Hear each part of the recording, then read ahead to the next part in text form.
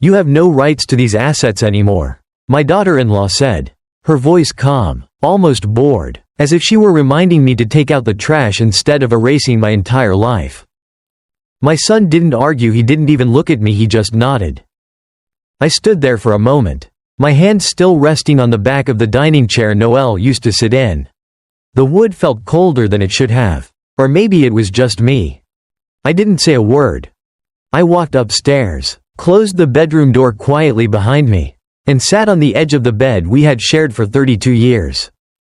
The next morning, I called a lawyer. "I'm glad you're here. Stay with me until the end. And tell me where you're listening from. I want to know how far this story travels, and maybe who else has learned the hard way that family doesn't always mean loyalty." The dining room still smelled faintly of roasted chicken and burnt garlic from the night before. I hadn't eaten much. I couldn't remember if I had eaten at all. Noelle's chair was still slightly pushed back from the table, just the way he used to leave it. No one had touched it, not even her. It had been 10 days since we buried my husband. 10 days since I stood at the graveside, holding onto a piece of black fabric that didn't feel like it belonged to me. Listening to people talk about what a good man he was. 10 days since I came home to a house that felt too large and too quiet. I thought grief would be the hardest part. I was wrong. "Pass the bread," my daughter-in-law had said last night, not looking at me. Her tone wasn't new, she had never been particularly warm. But there was something sharper now. Something final. My son sat beside her, scrolling through his phone, occasionally glancing up only when she spoke. He used to fill the silence with stories, with questions, with small jokes that made Noelle roll his eyes and smile. Now he barely spoke at all. The lawyer confirmed everything this afternoon. She continued, setting her fork down with careful precision. "The transfers are complete." I remember blinking, not quite understanding what she meant. "Transfers?" I asked.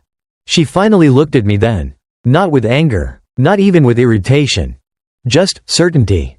"All the assets," she said, "the house, the accounts, the investment portfolio, it's all been moved." My heart gave a slow, heavy thud.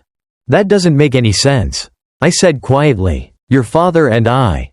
Noelle handled everything. She cut in smoothly. And before he passed, certain decisions were made. I turned to my son. "Is that true?" He hesitated, just for a second. Then he nodded. And that was when she said it. "You have no rights to these assets anymore." The words didn't hit me all at once. They settled, slowly, like dust after something collapses. No rights. As if the years I spent building that life, cooking in that kitchen, cleaning those floors, raising that boy, had been nothing more than a temporary arrangement. I looked around the table, at the plates, at the glasses, at the people who used to be my family. And I realized something very simple. I was no longer included. So I stood up. Not abruptly, not dramatically. Just stood. "I see," I said. My voice sounded steady, distant, even to my own ears. I walked out of the room while they were still sitting there. No one stopped me. The house felt different the next morning. Not louder, not emptier. Just unfamiliar. I woke up before sunrise. The way I always had when Noelle was still alive. For a moment, I reached across the bed out of habit, expecting to feel the warmth of his shoulder, the steady rise and fall of his breathing. My hand met cold sheets. I pulled it back slowly. Downstairs, the kitchen was already clean. Too clean. The dishes from last night had been washed and put away. The counters wiped down until they almost shined. My daughter-in-law liked things that way, controlled, polished, untouched. There was a sticky note on the counter. "Please don't move anything. We're organizing the house this week." No, "Good morning." No, "Are you okay?" Just instructions. I stood there for a while, reading the note again, as if the words might rearrange themselves into something kinder. They didn't. I made myself a cup of coffee, the same way I had every morning for years. 2 spoons of sugar, a little cream. I carried it to the table and sat in the chair closest to the window. Noelle used to sit across from me. He would read the newspaper out loud sometimes, stopping to comment on things that annoyed him. Taxes, politics, the neighbor's new fence. I used to pretend I wasn't listening. Now, The silence pressed in from every side. Upstairs, I heard footsteps, then voices, low, quick, deliberate. They didn't call for me. They didn't need to. I stayed where I was, wrapping both hands around the mug, letting the heat settle into my fingers. A few minutes later, my son walked into the kitchen. He looked surprised to see me there, as if I were a guest who had arrived too early. "Morning, Mom," he said, already reaching for his phone. "Morning," I replied. He opened the fridge, glanced inside, then closed it again. "They're coming by later," he said. "Who?" "The realtor, and someone from the bank." I nodded slowly. "Of course." He hesitated, just for a second, then added, "It's just part of the process." "The process?" I took a sip of my coffee. It had gone slightly bitter. "I understand," I said. He gave a small nod, relieved that I wasn't asking questions, that I wasn't making this harder, that I was cooperating. After he left the room, I sat there for a long time, staring at the window. The backyard looked exactly the same tree Noel had planted 20 years ago, the same fence he had painted every summer, even when his hands started to ache. Nothing had changed. And yet, everything had. It wasn't just the house. It was the way they moved around me now, the way conversations stopped when I entered the room, the way decisions were made, without me. Like I had already left. Like I was already gone. I finished my coffee, rinsed the cup, and placed it carefully back in the cabinet. Then I went upstairs. If they were preparing to take everything from me, piece by piece, then I needed to understand exactly what was left. And what, if anything, still belonged to me. By the afternoon, I started noticing the small things. The kind of things you would miss if you weren't paying attention. My bedroom door was slightly open when I came back upstairs. I always closed it. Inside, the air felt disturbed, not messy, just handled. The drawer where I kept my documents was pulled out just a little too far. My jewelry box had been moved half an inch to the left. Someone had been in here. I didn't call out. I didn't ask. Instead, I walked over slowly and opened the drawer the rest of the way.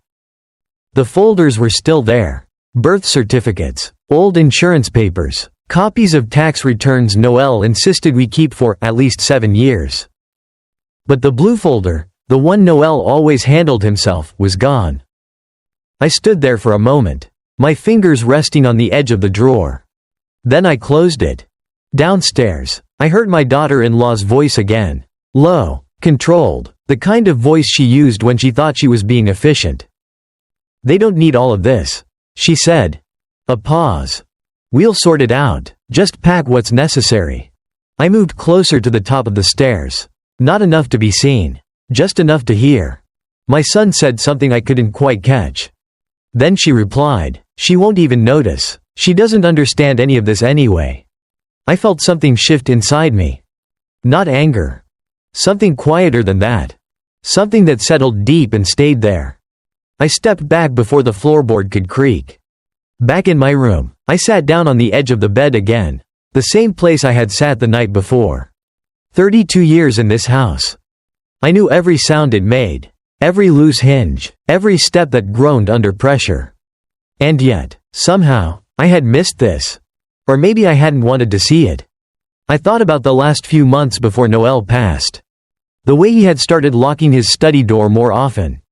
The way he would pause when my son asked questions about the business. About the accounts.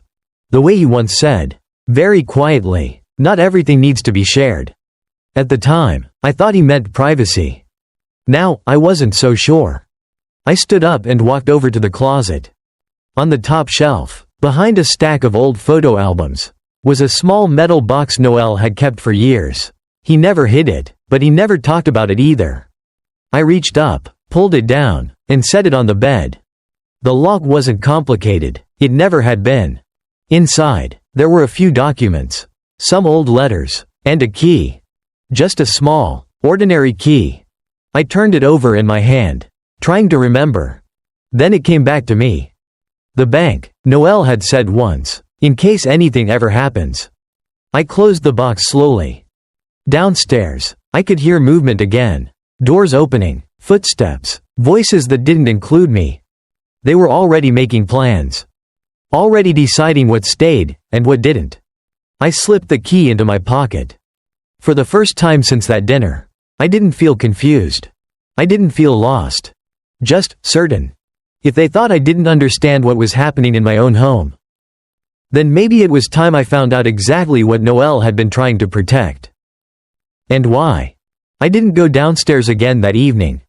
I stayed in my room, the small key still resting in the pocket of my cardigan, as if it carried more weight than it should.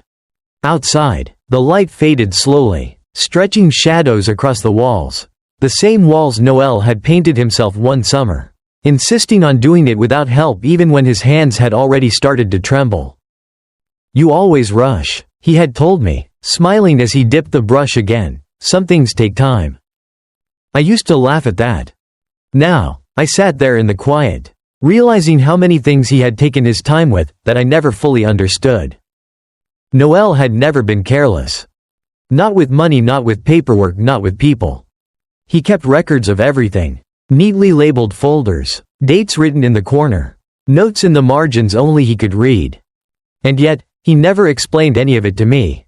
Not because he didn't trust me, but because he thought he was protecting me. I could see that now. I leaned back against the headboard, letting my eyes drift toward the dresser across the room.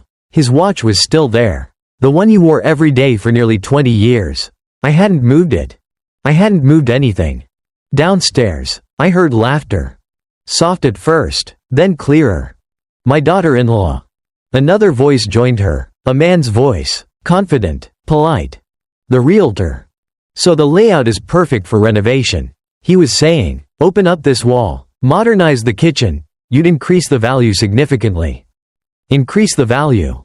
As if the house had just appeared yesterday. As if it hadn't taken decades to build. "She won't be here long," my daughter-in-law replied. "We're already making arrangements." I didn't move. Didn't react. Just listened. There was no hesitation in her voice. No doubt. Everything had already been decided. I closed my eyes for a moment. And suddenly, I remembered something. It was late, maybe a year ago. Noelle had been sitting at the kitchen table. Long after dinner, papers spread out in front of him, his reading glasses low on his nose. I had asked him if everything was okay. He didn't answer right away. Just looked at me for a long moment, like he was trying to decide how much to say. "If anything ever feels off," he said finally, "don't ignore it." I frowned. "What does that mean?" He shook his head slightly. "Just promise me." I didn't think much of it at the time. I just nodded and went back to washing dishes. Now, sitting alone in that same house, hearing strangers talk about tearing it apart, I understood what he meant.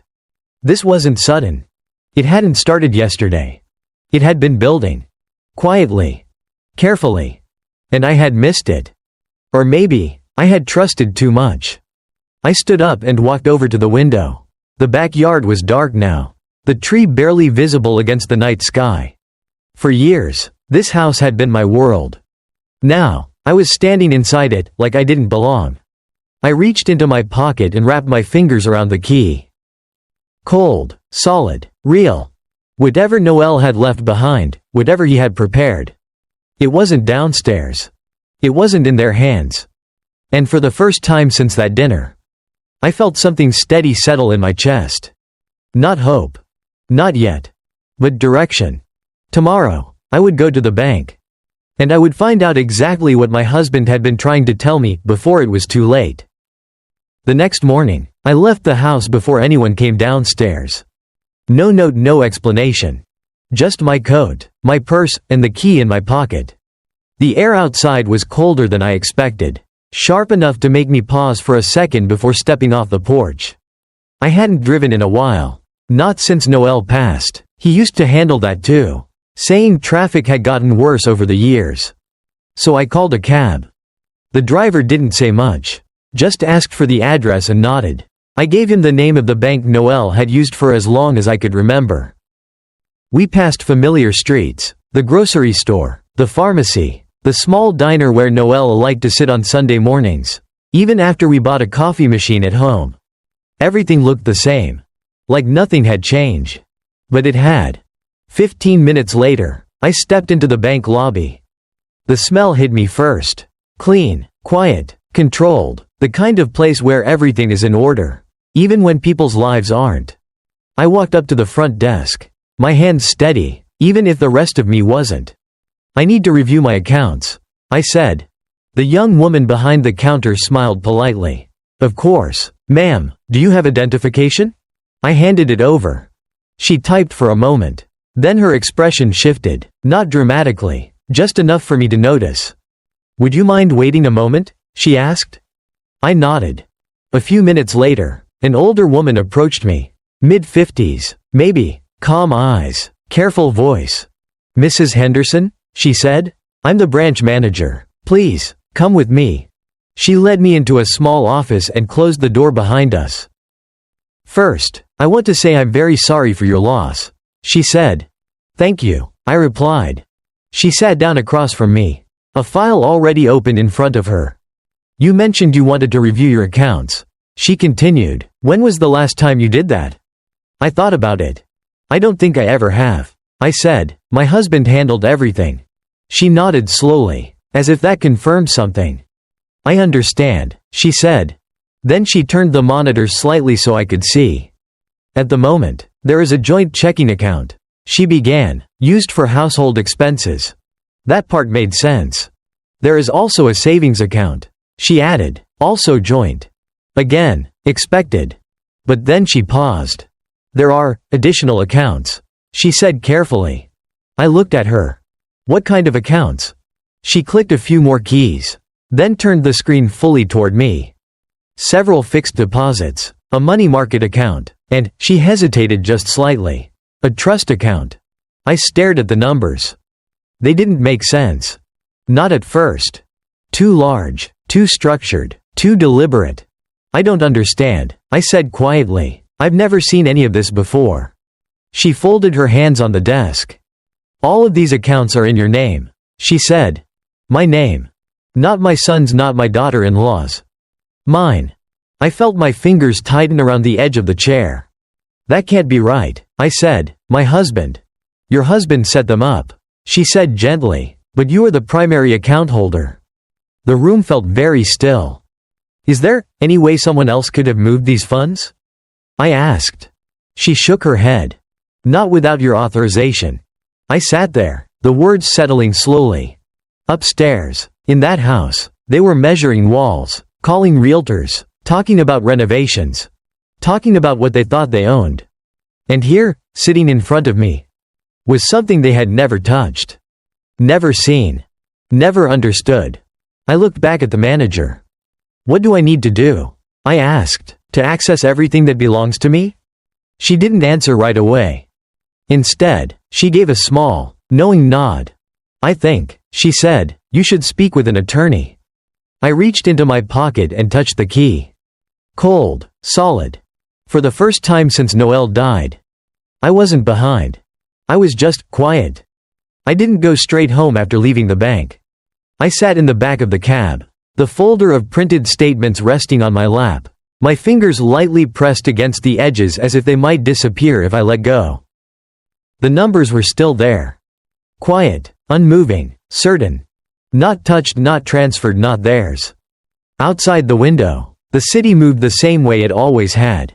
Cars passing, people walking, lives continuing without interruption. For a moment, I wondered how many of them believed everything around them was secure until it wasn't. "Where to?" the driver asked. I hesitated. Then I gave him an address I hadn't used in years. Noelle's attorney. The building looked smaller than I remembered. Or maybe I just saw it differently now. Inside, the receptionist glanced up, polite but distant. "Do you have an appointment?" she asked. "No," I said, "but I believe you'll remember my name." She nodded, typed something, then made a quick call. A few minutes later, the door behind her opened. "Mrs. Henderson?" I looked up. Daniel Carter hadn't changed much. A little older, maybe, lines around his eyes that hadn't been there before. But the same calm posture. The same measured voice. "I'm sorry for your loss," he said. "Thank you," I replied. He gestured toward his office. "Come in." I sat across from him, placing the folder gently on the desk between us. "I went to the bank this morning," I said. He didn't interrupt. Just waited. "There are accounts I didn't know about," I continued, "in my name." A small pause. Then he nodded. "Yes," he said. No surprise. No confusion. Just confirmation. "You knew?" I asked. "Your husband and I set them up together," he replied. The words settled differently than anything I had heard in the past few days. Carefully, intentionally. "Why didn't he tell me?" I asked. Daniel folded his hands. "He believed it was safer this way," he said, "for you." I looked down at the papers again. "Safer from who?" Another pause. This one longer. "Your husband had concerns," Daniel said, "about how certain decisions might be made, if everything was visible." I didn't need him to explain further. I had already heard enough. He reached forward and opened the folder, scanning the documents quickly. "These accounts are structured under a trust," he continued. "You are the primary beneficiary, the sole authority." I felt my shoulders straighten slightly. "Meaning?" I asked. "Meaning," he said calmly, "no transfer, no sale, no change can be made without your direct approval." I thought about the house. The realtor. The voices downstairs. "They've already moved things," I said quietly, "or at least, they think they have." Daniel looked at me. "Have you signed anything recently?" he asked. I shook my head. "No." "Then nothing they've done has legal weight," he said. Simple. Direct. Final. For a moment, I just sat there, letting that sink in. All the certainty in her voice, all the confidence, all the decisions made without me. Built on something that didn't exist. "What do I do now?" I asked. Daniel leaned back slightly. "That depends," he said. "Do you want to confront them, or protect yourself first?" I didn't answer right away. Instead, I reached into my pocket and placed the small key on the desk. He glanced at it, then back at me. "Safe deposit box?" he asked. I nodded. Noelle's voice echoed faintly in my memory. "In case anything ever happens." I closed my hand around the key again. I said slowly, "I want to understand everything before I say a word." Daniel gave a small nod. "Then we start there." For the first time since that dinner. I wasn't reacting anymore. I was preparing. Daniel didn't rush me out of his office. He never had. Instead, he pulled out another file. Thicker this time, older, the edges slightly worn, like it had been opened and closed many times over the years. "This," he said, placing it in front of me, "is everything your husband structured, beyond what the bank showed you." I didn't touch it right away. I just looked at it. Noelle had built this quietly, piece by piece, without telling me, without explaining why. "Go ahead," Daniel said. I opened the file. Inside were documents I didn't recognize, but signatures I did. Mine. Dated years back.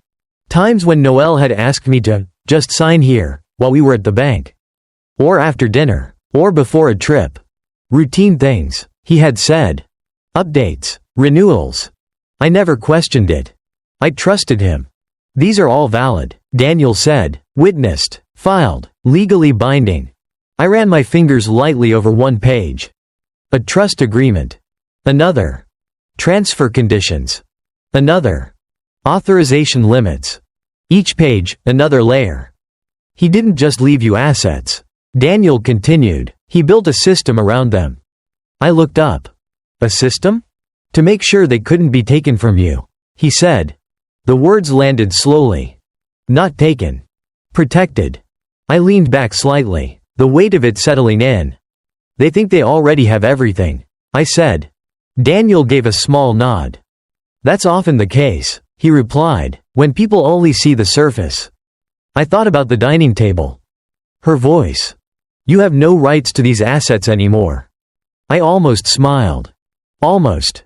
"What about the house?" I asked. Daniel turned a few pages. Then tapped a document. "The title hasn't changed," he said, "not legally. But they said. They can say whatever they want." He cut in gently. "Without your signature, nothing transfers."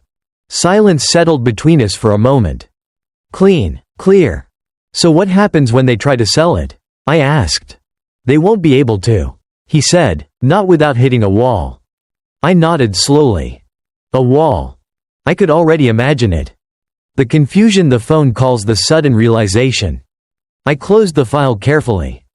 Is there anything else? I asked. Daniel studied me for a second, then reached into the folder again. There is one more thing, he said. He slid a single document across the desk. Shorter than the others. Simpler.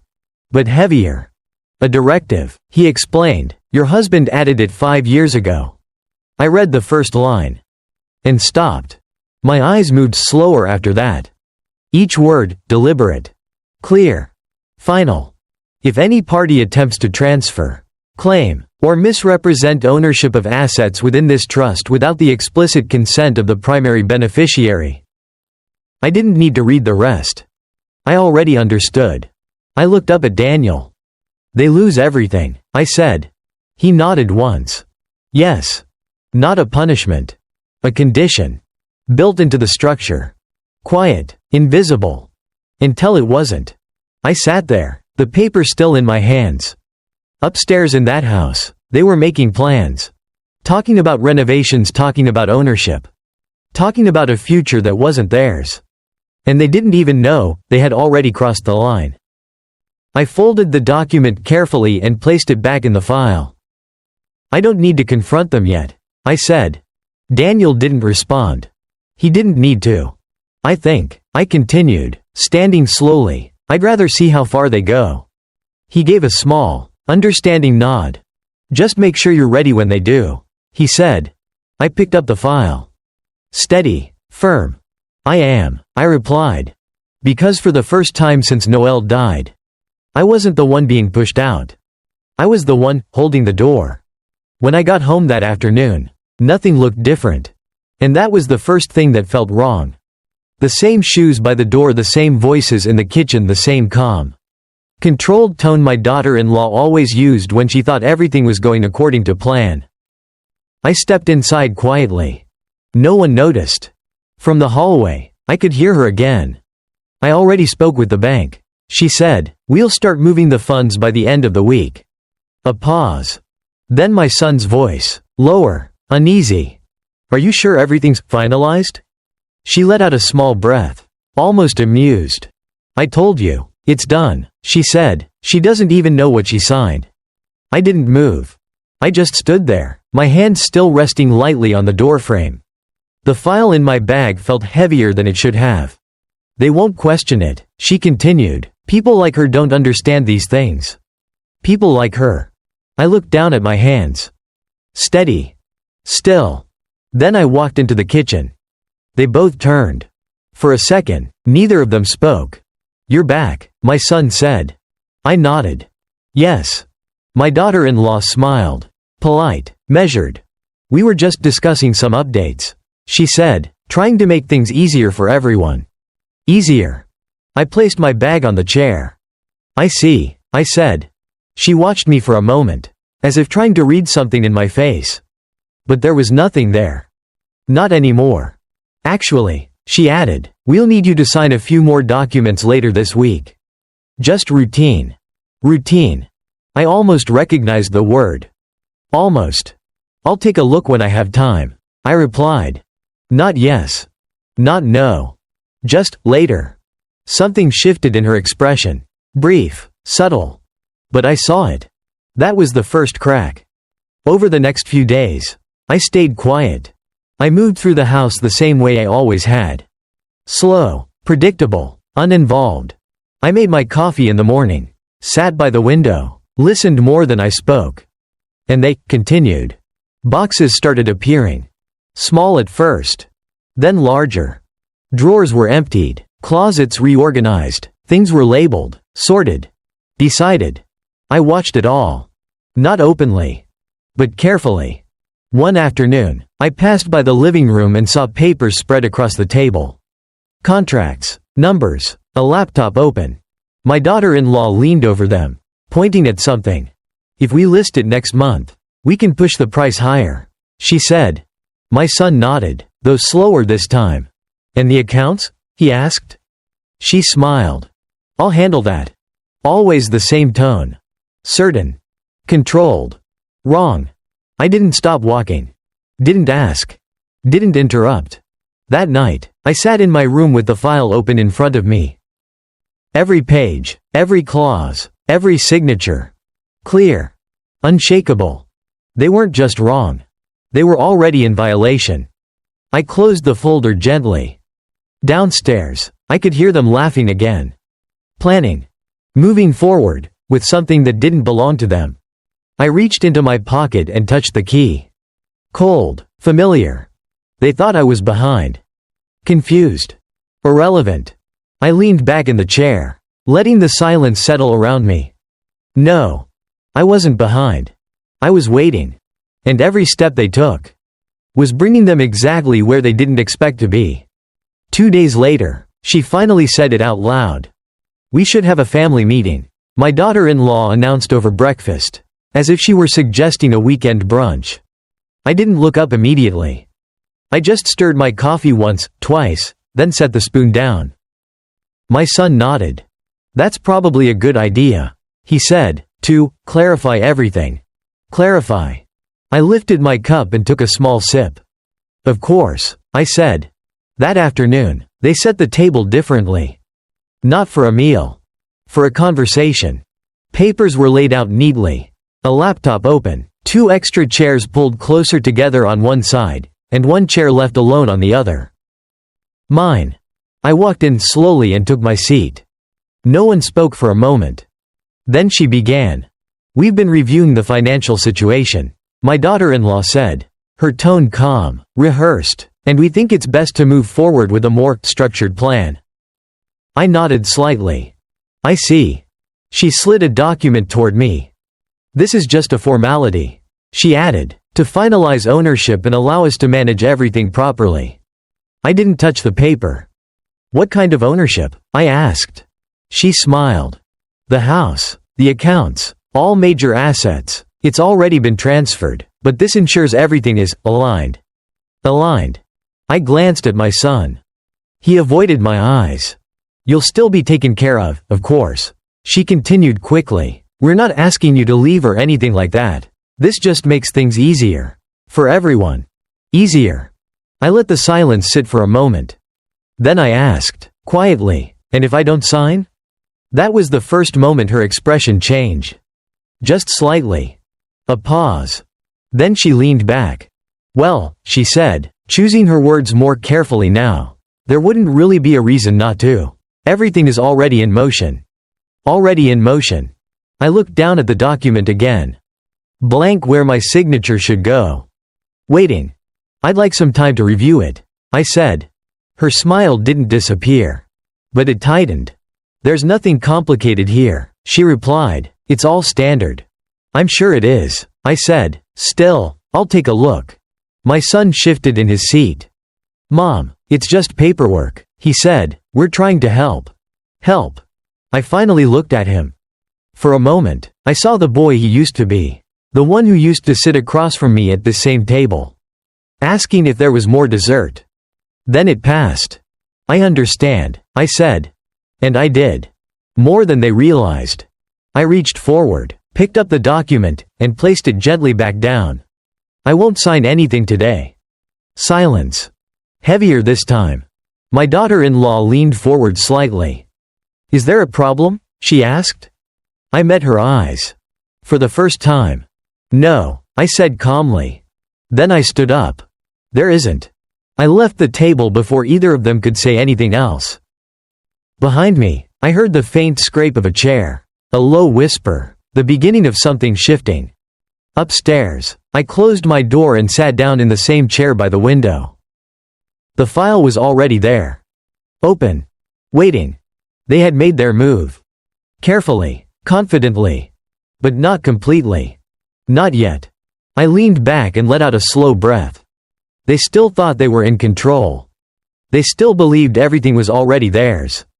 And now, they were starting to wonder why I wasn't cooperating. I reached for my phone. Not to call them. Not to argue. But to set a time. Because the next time we sat at that table, it wouldn't be a discussion. It would be the moment everything they believed stopped being true. The next meeting didn't happen at the dining table. It happened 3 days later. And this time, I chose the place. Tomorrow, 10 a.m., I had said the night before. Standing in the hallway just long enough for them to hear me. We'll finish this properly. My daughter-in-law didn't ask where. She just nodded. Confident. Certain. The next morning, they followed me without questions. We drove in silence. My son glanced at me once or twice, like he wanted to ask something, but didn't. She, on the other hand, sat straight, composed, her phone in her hand, occasionally checking messages. Prepared.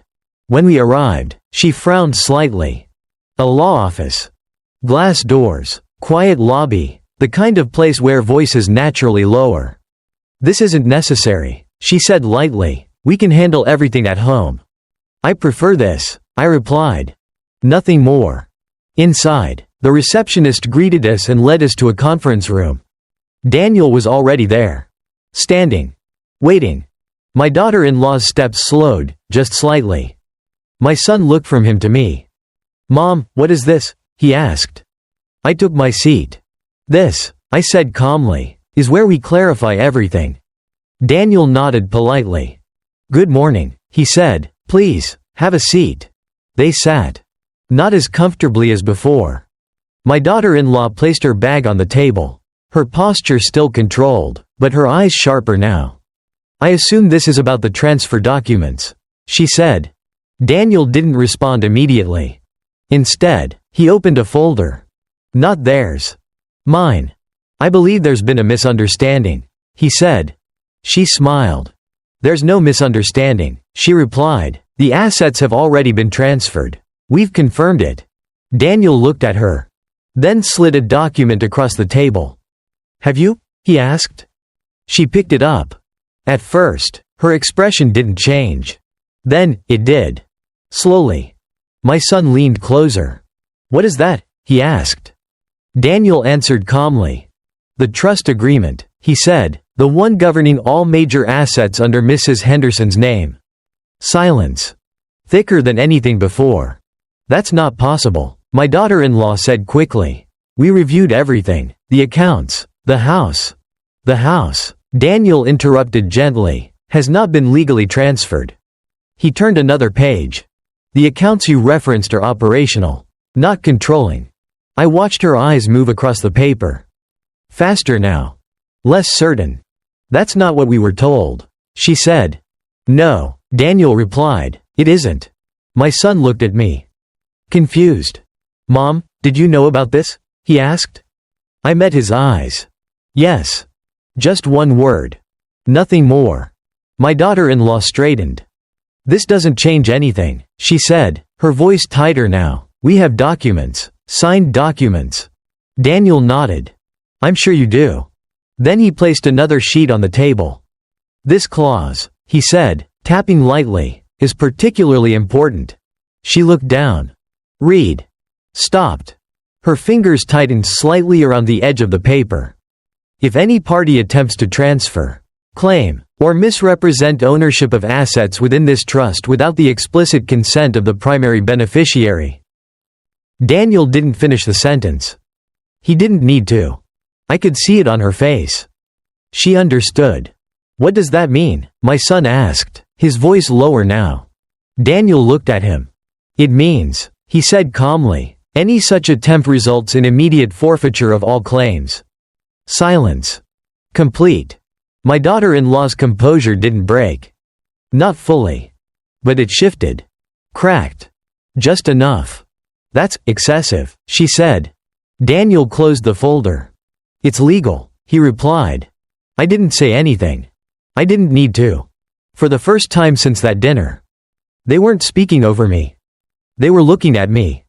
Waiting. And I simply sat there. Calm. Still. Because this wasn't the moment I raised my voice. This was the moment.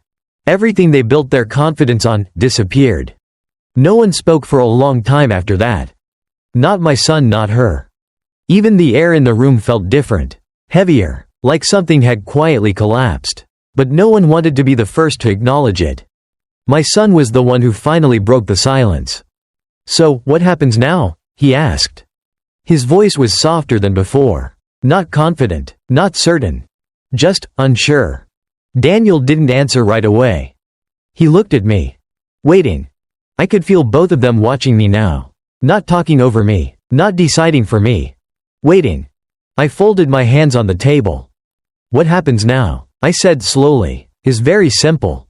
My daughter-in-law straightened slightly, as if preparing to respond, to regain control. But I continued before she could. "You stop," I said. Not loud. Not sharp. Just clear. "Stop what?" she asked. Her tone still controlled, but thinner now. I looked at her. "The listings, the transfers, the conversations about things that don't belong to you." A pause. Then she let out a small breath.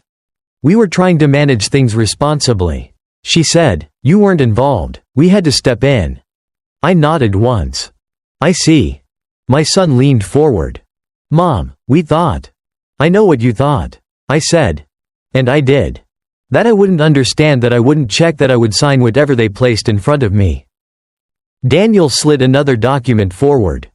"This outlines the current status," he said, "and the necessary steps to correct any unauthorized actions."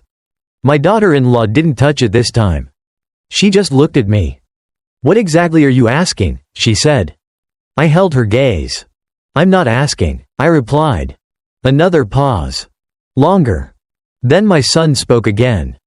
"Are we in trouble?" he asked. The question hung in the air. Daniel answered calmly. "That depends on what happens next." Silence again. My daughter-in-law's fingers tapped lightly against the table. Once, twice, then stopped. "We didn't know about this structure," she said finally. "No one told us." "That's correct," Daniel said. "And now?" she pressed. "Now you do." I watched her carefully. The confidence was still there, but thinner. Less certain, like it no longer had anything solid to stand on. "I think we need time to review everything," she said. I nodded. Of course. No resistance. No argument. Just agreement. Because this wasn't about convincing anymore. It was about reality. My son looked at me again. "Mom, I didn't know," he said quietly. I believed him. That was the part that hurt the most. I stood up. Not abruptly. Just finished. "I'm not taking anything from you," I said, "but I'm not giving anything away either." No anger. No accusation. Just the truth. Daniel gathered the documents. "We'll follow up in writing," he said. My daughter-in-law nodded. Tighter now. Controlled again, but different. Careful. As we walked out of the office, no one tried to lead. No one spoke. And for the first time since Noel died, I wasn't walking behind them. I wasn't walking beside them. I was walking ahead. The house was quiet again when I returned that afternoon. Not the same kind of quiet as before. Not empty. Not heavy. Just still. The boxes were still there, but untouched now. The papers on the table had been stacked neatly. No longer spread out like plans waiting to be executed. Something had changed. Not the house. The people in it. My son was sitting in the living room when I walked in. He looked up, then stood quickly, like he wasn't sure whether to approach me or give me space.